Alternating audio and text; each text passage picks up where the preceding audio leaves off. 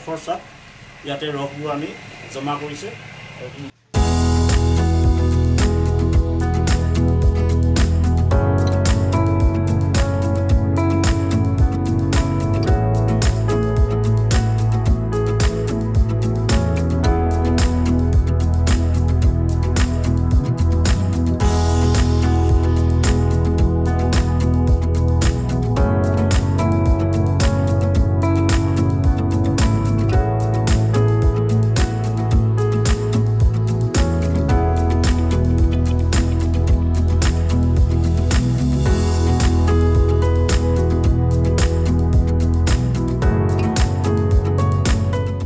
মই এই উদ্যোগটো 1999 চনত আৰম্ভ কৰিছিলোঁ।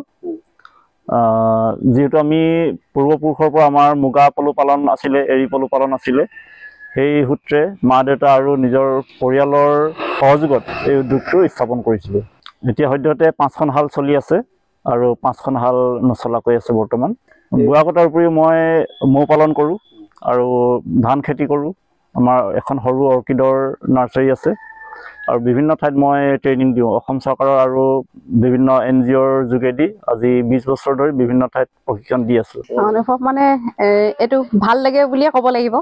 কিন্তু আমি যেতিয়া নেকি এই অনুষ্ঠানটোৰ লগত জড়িত, আমি এই অনুষ্ঠানটোৰ ওপৰতে আমি জীয়াই আছোঁ।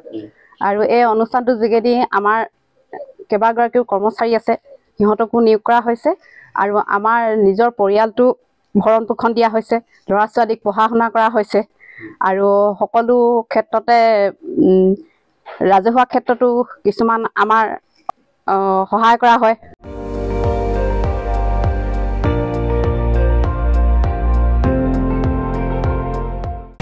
আপুনি চাই আছে ND24, সৰ্বশ্ৰেষ্ঠ নহয় সৰ্বোত্তমৰ দৌৰত।